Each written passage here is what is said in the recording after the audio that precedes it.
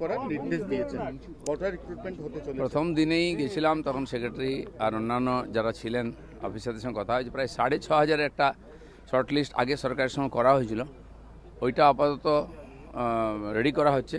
আমরা ক্যাবিনেটে সিএমের সঙ্গে কথা বলবো, কারণ কি কর্মচারী নাই বলে অনেক জায়গায় কাজ আটকে গেছে। বিশেষ করে যারা প্ল্যানিং করেন, অফিসার আছেন, ইঞ্জিনিয়ার আছেন, সংখ্যা কম। একজন 4টা পঞ্চায়েত দেখেন, ফলে সব ডিলে হয়ে যাচ্ছে। কেন্দ্র তো পয়সা দেবে, পয়সাটা কাজে লাগাবে কে? ইনফ্রাস্ট্রাকচারই নেই।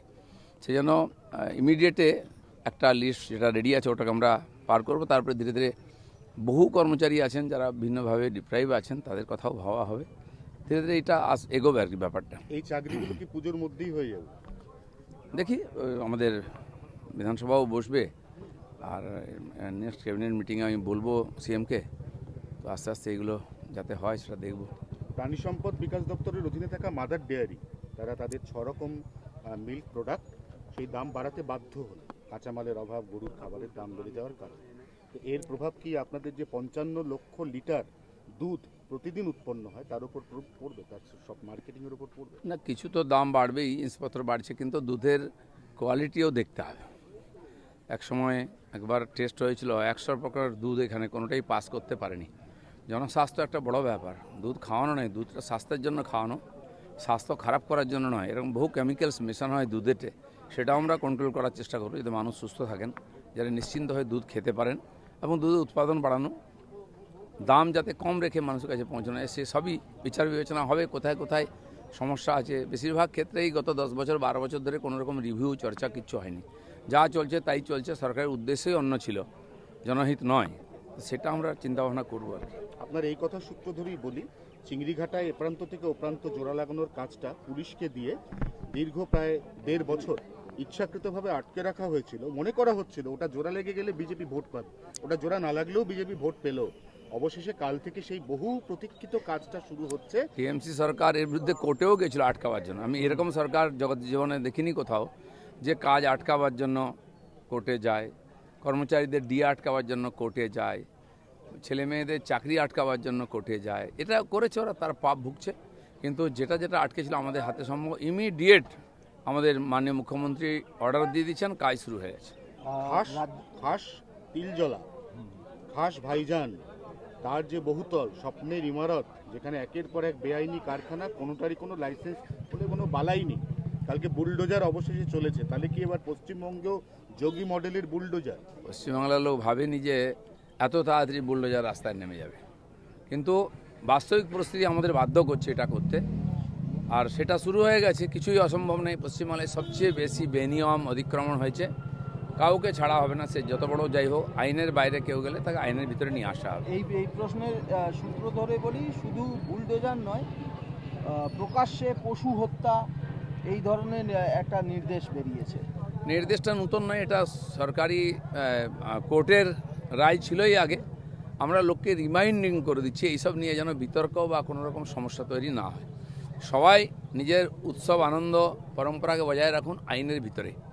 কোর্ট যে আইন দিয়েছে, সরকার যেটাকে মেনে নিয়েছে, সেটাকে সবাইকে মানতে হবে, সেটা এগুলো রিমাইন্ডিং দেওয়া হচ্ছে। বিধানসভার ভিতরে গতকালকে আপনারা সবাই বিধায়করা মাছ ভাত খেয়েছেন, এবারে নির্দেশ এসছে মানুষকেও মাছ ভাত, 5 টাকায় ডিম ভাত বদলে মাছ ভাত।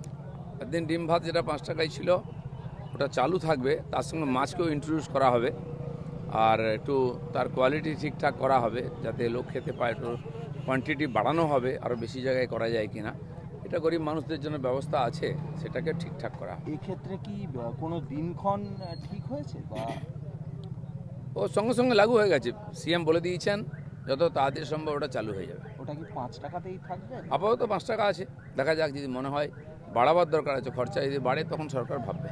অমুসলিম যারা ভোরবেলা জোর করে আজান শুনতে চান না, তাদের ক্ষেত্রে ডেসিবেল কমানো এবং তার সঙ্গে একগুচ্ছ বিধি দিতে হিন্দুরা খুশি।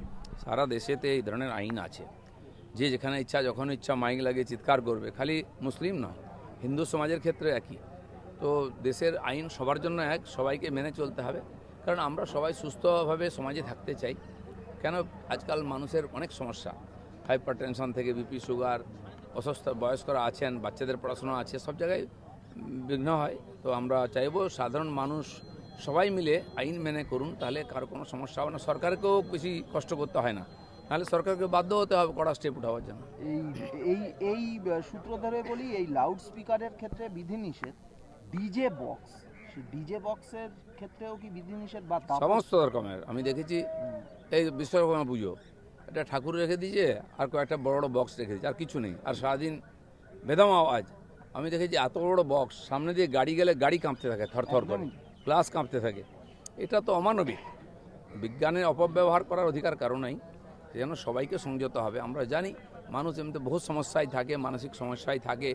এই যে হঠাৎ মানুষ বিভিন্ন ধরনের ব্যবহার করছে, এর কারণ এটা মানসিক উত্তেজনা আর শব্দ যে দূষণ, এটা বড় কারণ। সব রকমের দূষণকে বন্ধ করতে হবে। খিদিরপুর মেটিয়াবুরুজ পার্ক সার্কাসের লোক লাইন দিয়ে হেলমেট কিনতে বাধ্য হচ্ছে, এমন কড়া আইন হয়েছে এই হেলমেট ছাড়া যদি বাড়ি থেকে উঠোন অবধি বেরোয় সঙ্গে সঙ্গে কেস। খুব ভালো কথা এটা।